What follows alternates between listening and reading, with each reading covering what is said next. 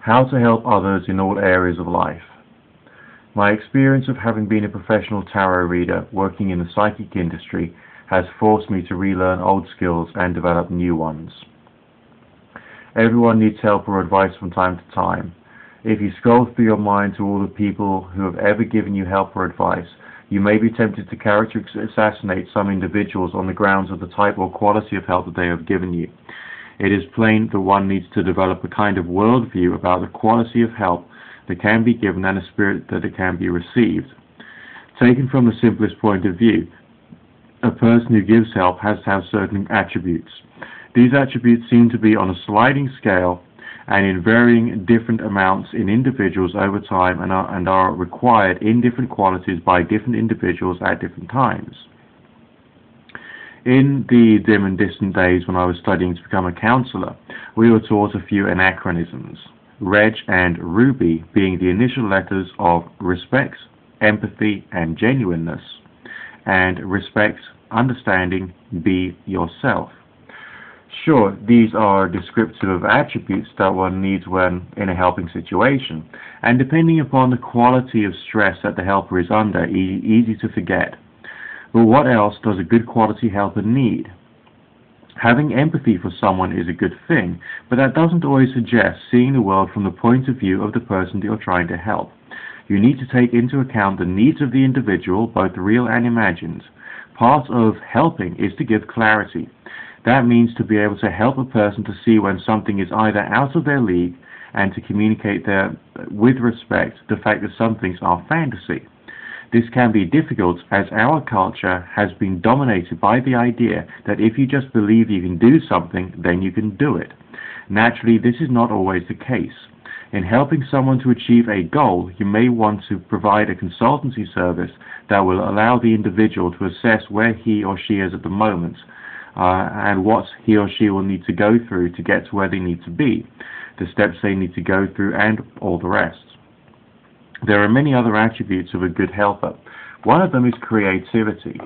Creativity, apart from being defined as the activity of professional artists and designers, is a way of thinking, to be able to see a problem or a situation from all kinds of angles altogether, often at once, and not to be held back by stereotypes or prejudices that your life history may have loaded your mind with.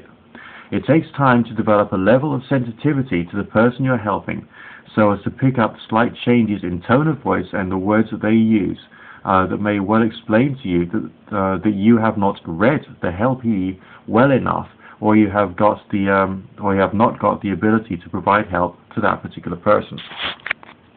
Also, you will need intelligence to be able to see where the situation is going, and then to be able to watch the conversation evolving and to be able to steer the conversation onto the right track. However, this is not always appropriate, and the needs of the helpee. This is not always appropriate to the needs of the helpee. He or she might need just to talk or just to get some pressure out of his or her mind prior to being able to reform the attitudes appropriately. Know when to interject and know when to just let the helpee just talk. Sometimes, but not always, you need to know when to interrupt and interject to bring the conversation into a new direction or level so as to give the helpee the best help that they can get. Although you'll need to look at your experience as a source of information, you have to be careful. If you are a printed circuit board design engineer, for example, then the advice that you could give someone might be limited to your background. You may be great at helping other engineers in your niche, but not necessarily another. You might not be able to help a software engineer, for example. And unless your creativity is well enough developed, you will seriously struggle to help a social worker. Also, you have to think about your current obsessions and to make sure they don't come through when you're helping a person that is asking for assistance. If you are an experienced aromatherapist, for example, but the person who is asking you for help is recently divorced, you may be inclined to recommend them an essential oil to be burned rather than to provide appropriate counseling for the individual as to how to see the heartbreak of the divorce in perspective. Likewise, if you're a religious person and the person asking for help is suffering from an incurable, non-terminal, crippling disease, the help that they may be asking for may be different to the help that you are inclined to give. Never underestimate the helpee in any way whatsoever. Just because they are asking for help does not make them pathetic. Often the helper learns as much from the helpee than the helpee learns from the helper. They may have issues they may wish to overcome, but that should not be considered to be but that should be considered to be a good thing, as many people don't think about keeping themselves in check. It is the majority of people that don't get help for any issues and problems that often suffer from many more problems than those who do get help. Talking might be a good thing, but so can silence be. Don't forget that when a conversation in which you're participating in, when you're trying to get a person to think about something, that silence is essential to help them to take time to think about what you're saying. Think of the meter of the conversation, the rhythm. Think about how much you are giving and how much you're receiving. Get the balance right and make sure this is about ebb and flow and not all about flow. Otherwise, the person you're trying to help will get very annoyed with you and the whole situation may become counterproductive. Think about the type of help that they need. Is it emotional and supportive? Do they need skills that you possess? Are they asking for information? As the helper, be sure to mine the helpee for information about themselves so that you have a more cohesive picture of the individual, the situation, and the help they actually need. Don't jump to conclusions about them on the basis of stereotypes. Also think carefully about the words that they are using in their argument. Don't misrepresent their position or discredit them in the conversation, otherwise it won't work well or help you or help them in any way at all. They will see you in a very dim light indeed. If it's convenient, try and pay attention to your biorhythms. What time of day is best for you and you will be freshest. Arrange the appointment for them so that you can then provide your helpee with your help at its best. Also think about your diet and nutrition. Are you better with a high blood sugar count? Then time the meeting for after a good meal or snack.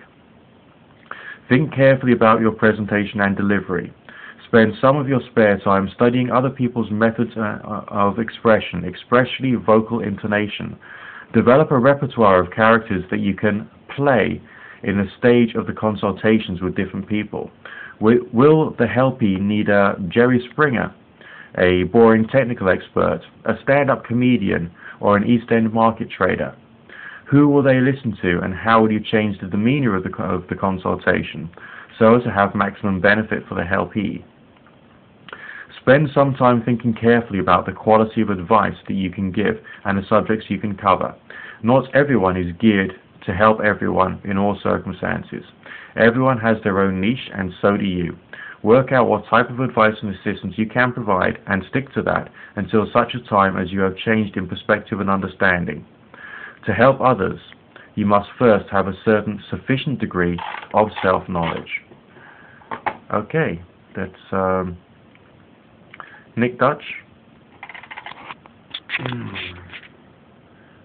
signing out.